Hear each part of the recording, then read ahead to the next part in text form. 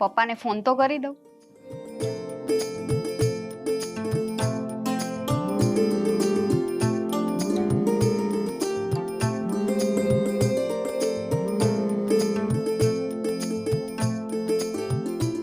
Hello.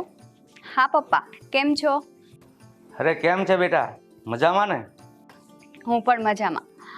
પપ્પા, ભાઈ ને ભાભી કઈ બહાર નથી જવાના ને રક્ષાબંધનના દિવસે? અરે હા હવે આ વખતે એ લોકો ક્યાંય નથી જવાના. તું આવજો તમ તારે, અમે તારી રાહ જોશું. હા, તો હું રક્ષાબંધન કરવા માટે આવું છું. હા ઠીક છે. હા હા. હા.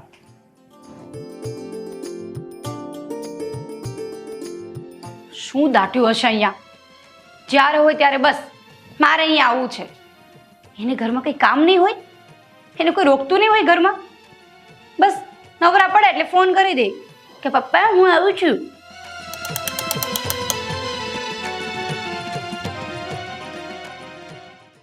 પપ્પા, કોણ આવી રહ્યું છે? તમે હમણાં કોની સાથે વાત કરતા હતા? અરે રેખા આવવાની છે.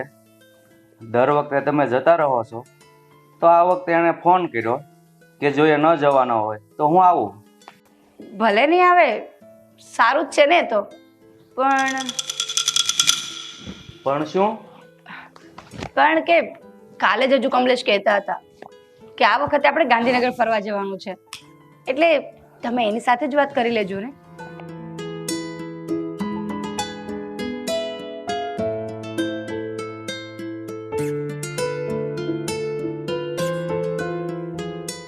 તને કાંઈ ખબર છે કે નહીં? શું? અરે રક્ષાબંધન કરવા રેખા આવે છે. અરે વાહ, સાચું કહું, આજે જ મેં મંદિરમાં કાનાને કીધું કે એલા એ કાના, આ સુભદ્રા નો હોત ને તો તને ખબર પડત કે રક્ષાબંધનનો તહેવાર શું કહેવાય. આ રક્ષાબંધન આવે છે ને એટલે એ બેનને હાથમાં કોરી નોટ જોઈએ છે. જ્યાં સુધી એના હાથમાં કોરી નોટ નહીં આવે ને ત્યાં સુધી એનું પેટ પણ નહીં ભરાય કે એનું મન પણ નહીં ભરાય.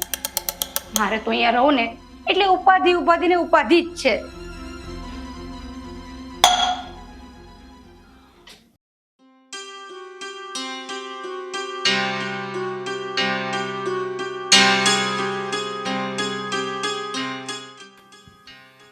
આ ગધેડો એક કમાઈ કરે છે અને આખું ઘર બસ પૈસા વાપરે છે. હું એક કંજુસાઈ કરું છું પણ એ દેખાય કોને?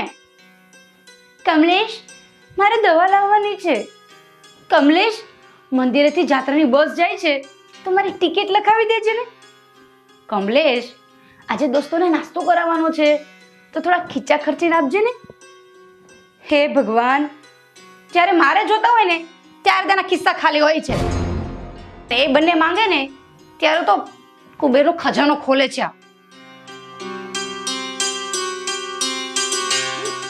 એ બકબક કરતી બતકડી સવારમાં શું માંડ્યું છે? જા જલ્દી ભાખરી બનાવ, મને બહુ ભૂખ લાગી છે. હા, બસ હું આ ઘરમાં એ માટે જ આવી છું ને, તમારા રોટલા ઘડવા માટે, આ બુઢાઓની સેવા ચાકરી કરવા માટે. અને હજી ઓલી બાકી છે તો આવે છે. બધાના કામ મારે જ કરવાના છે. આ ઘરમાં મને કામ વાળી જેમ રાખી છે, કોઈ કઈ સમજતું જ નથી. આ ઘરની વહુ છું તો હું મને ખબર નથી પડતી. પણ શાંતિ રાખ ને, સવારમાં શું ઉપાડો લીધો છે? અરે પણ રેવા દે. લે, આ પ્રેમી પંખીડા તો ઉડી ગયા કે શું? શું બોલે છે? તને કઈ ભાન પડે છે કે નહીં? માવતર વિશે આવા શબ્દો કોઈ બોલતું હશે? અરે વાહ, માવતર હશે તમારા, મારા નહીં. મારા તો ગળે પડેલા ફંદા છે બે. ચૂપ. મન પડે ને ત્યારે બસ ચાલુ કરી દે. કુંદન, મારા માટે ચા બનાવજે ને. કુંદન, આજે મને શીરો ખાવાનું મન થયું છે, મને થોડો શીરો બનાવી આપને. કુંદન, આ ટેબલ પર ધૂળ કેમ છે? કુંદન, આજે ઝાડવાને પાણી કેમ નથી પાયું? કુંદન, આ આંગણું હજી સાફ કેમ નથી કર્યું? બસ સમજીને રાખી છે મને. હે બંનેથી તો હવે હું કંટાળી ગઈ છું. કુંદન, તું આમ કુંદન, હું શું કહું છું કે આ બધા કામ તો તારે જ કરવા પડે ને. તું નહીં કરે તો બીજું કોણ કરશે? આ પોતાના માવતરની વાત આવી તો હું કામવાળી થઈ ગઈ. વાહ મારા પતિદેવ વાહ. ધન્ય છે હો, મને તો ધન્ય છે. અરે કુંદન, સાંભળ તો ખરા. હા, નાસ્તો બની ગયો કે નહીં?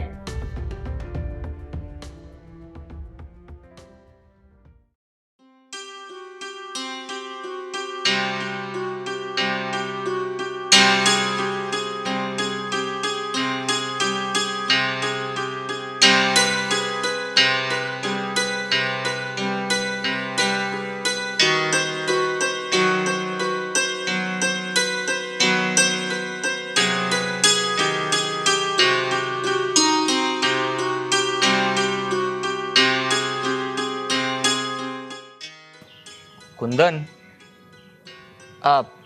મને કેમ એમ લાગે છે કે તું મનમાં ને મનમાં મૂંઝાય છે. હા, તે મુંજાય જ ને. આ તમારી બેનનો સવારમાં ફોન આવ્યો હતો કે હું રક્ષાબંધન કરવા આવવાની છું. હવે એ બેન રક્ષાબંધન કરવા આવશે એટલે કેટલાનો ધૂમો લાગશે ને એ તો ખબર જ નહીં પડે.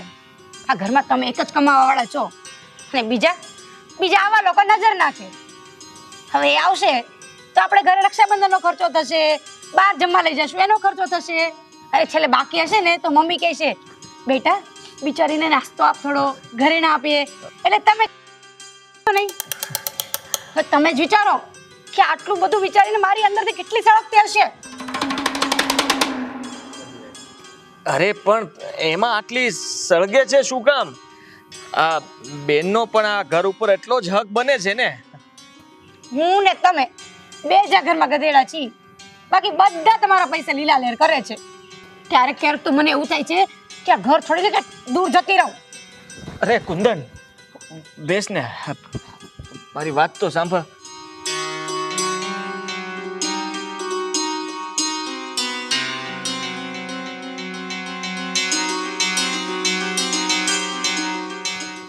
હું શું કહું છું કે લો આવી ગયા પ્રેમી પંખીડા.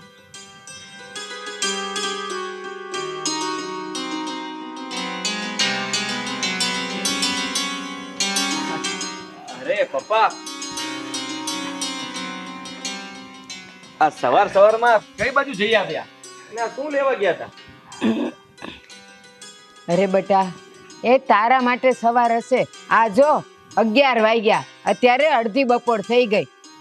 તું મોડો ઉઠે ને એટલે તને તો સવાર જ લાગે ને. એ વાત એ સાચી હો.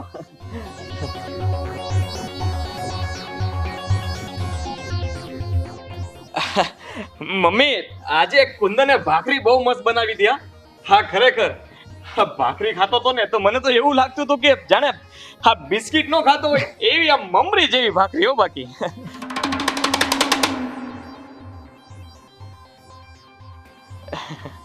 કા કુંદન?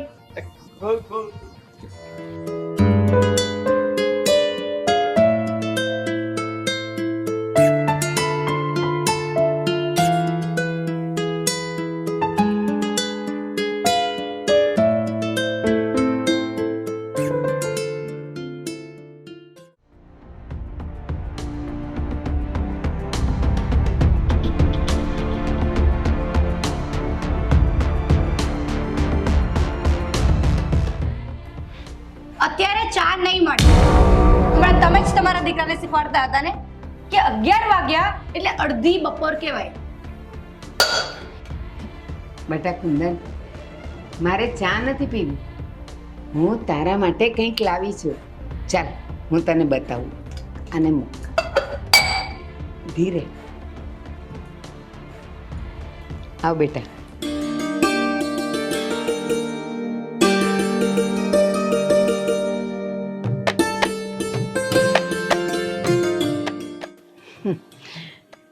બેગ લાવો તો.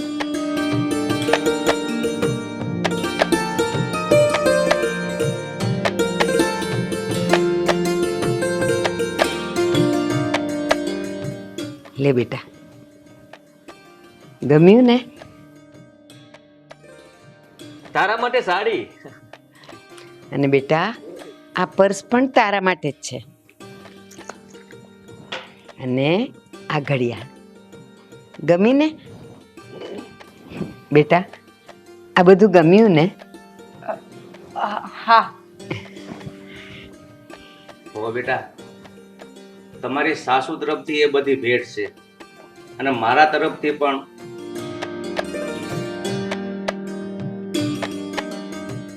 અરે હામું હું જોવો છે, પહેરાવી દે હોવ ને. હા હા કુંદન, હાથ આપ.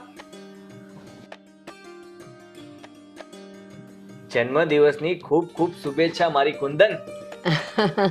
હા બેટા, અમારા તરફથી પણ જન્મદિવસની ખૂબ ખૂબ શુભકામના. હે ભગવાન, હું તો આ ઘરના કામમાં મારો જન્મદિવસ જ ભૂલી ગઈ. બેટા, તું ભૂલી જાય, તું બાળક છે ને, અમે કઈ થોડા ભૂલી જઈએ. હા દીકરી, ફરજની વાતે ક્યારેય છટકવું નહીં. અને તમને એક વાત કહું, આ રેખાએ પણ કમલેશને ભણાવવા માટે એના સાસરિયાના અને પિયરિયાના બધા દાગીના વેચી અને મને રોકડા રૂપિયા આપ્યા હતા. અને મને કીધું હતું કે ગમે તેમ તો એ મારો ભાઈ છે ને, તો હું મારા ભાઈ માટે મારી ફરજ નિભાવું, એમાં ખોટું શું છે? હા કુંદન, દીદીએ એના મંગલસૂત્ર સિવાય બધા જ ઘરેણા વેચી નાખ્યા હતા. અને આ વાત બનેવીએ પણ ક્યારેય સંભળાવી નથી. સાચે રેખાબેને તમારા માટે આટલું બધું બલિદાન આપ્યું? હા, હું જ મૂર્ખ હતી, કઈ સમજ્યા વગર, કઈ સાંભળ્યા વગર બસ તમને લોકોને ખરું ખોટું સંભળાવતી રહી. હું ખાલી મારો સ્વાર્થ જ જોતી હતી કે હું જ બધું કરું છું. પણ દીદીએ જે કર્યું છે એ કદાચ હું પણ ના કરી શકું એમના માટે. હું તમને બધાને અને આજે તમે આ બધી શોપિંગ મારા માટે કરવા ગયા હતા. મને તો એવું લાગ્યું કે રેખા દીદી કાલે આવવાના છે એટલે એમના માટે બધી વસ્તુઓ લેવા ગયા હશે. મેં એમના વિશે ખોટું વિચારીને મારા મગજમાં ઝેર ભર્યું છે. એ માટે હું તમારા બધાની માફી માંગુ છું. મારાથી બહુ મોટી ભૂલ થઈ ગઈ. મારે હું ના વિચારવું જોઈએ. બસ બેટા, આ તો તારી ગેરસમજ હતી, બીજું કઈ. કુંદન, હવે તો તને સમજ પડી ગઈ ને, તો બસ. હા, રડીશ નહીં. પપ્પા, તમે છે ને આ ખોટું કર્યું કહેવાય. મમ્મી ને તમે બધું કુંદન માટે લાવ્યા. માનું છું કે એનો જન્મદિવસ છે, પણ દીકરા માટે એકાદ વસ્તુ તો લાવવી જોઈએ ને. અરે તું તો મારો લાડકો દીકરો છે, તને કેમ ભૂલાય? ટેન વાવ, વોચ મારા માટે. હા હા, તારા માટે. થેન્ક યુ પપ્પા.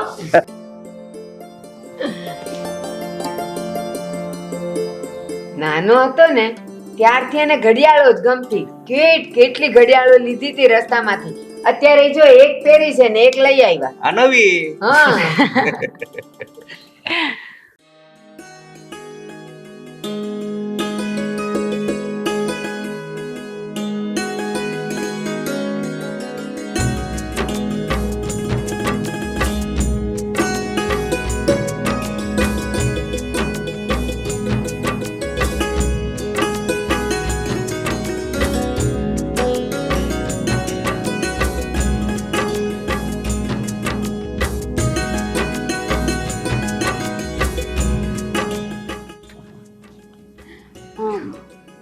ભાઈ, ભાભી ક્યાં છે?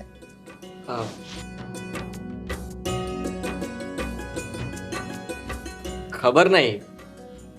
હું આવીને એ કુંદનને ગમ્યું નથી લાગતું. મારે રોકાવું નથી. એ આવે ને એટલે મળીને નીકળી જ જવું છે.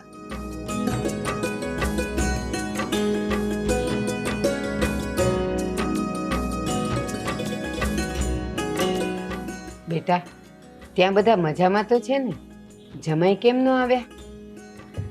હા મમ્મી, બધા મજામાં છે. અને તમારા જમાઈ આવવાના જ હતા, પણ અમારે બીજે જવાનું છે ને એટલે મેં જ ના પાડી. અરે આ વાતોમાં હું તો ભૂલી જ ગયો. તારા હાથમાં પણ કઈ ના આપ્યું. કઈ જ આપવાની જરૂર નથી. એટલે એમ કહું છું કે જ્યાં સુધી રેખાબેન મને રાખડી નહીં બાંધે ને ત્યાં સુધી એમને કઈ નથી આપવાનું. અરે ભાભી, લાવી છું તમારા માટે, ભાભી રાખડી લાવી છું.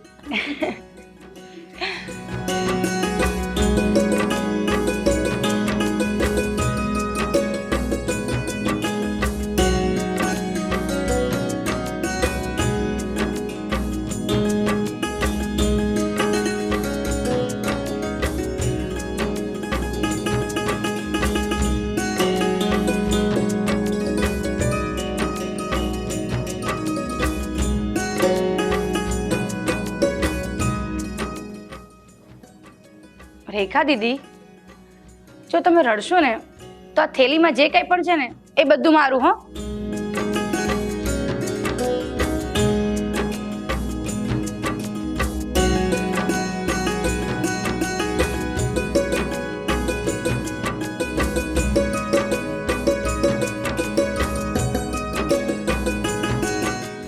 પપ્પા આ મારા માટે છે. હા બેટા. રેખાબેન, મને માફ કરી દેજો. ઘરના પાયામાં બધાનો સાથ જોઈએ. અને હું કાલ સવારની આવેલી બધા જ લોકોને જુદા પાડી બેઠી. હું તમને સાચવવામાં અને મારી ફરજ નિભાવવામાં મોડી પડી. બેટા, હક અને ફરજ જ્યાં સચવાય છે ને ત્યાં બધા સંબંધ સચવાઈ જાય છે. અને હા, બેન ક્યારેય પૈસાની કે દાગીનાની લાલચે નથી આવતી. એ તો બસ ભગવાનને પ્રાર્થના કરે છે કે મારા ભાઈની હંમેશા રક્ષા કરજો, અને એ રક્ષા રૂપે ભાઈને રક્ષા બાંધે છે.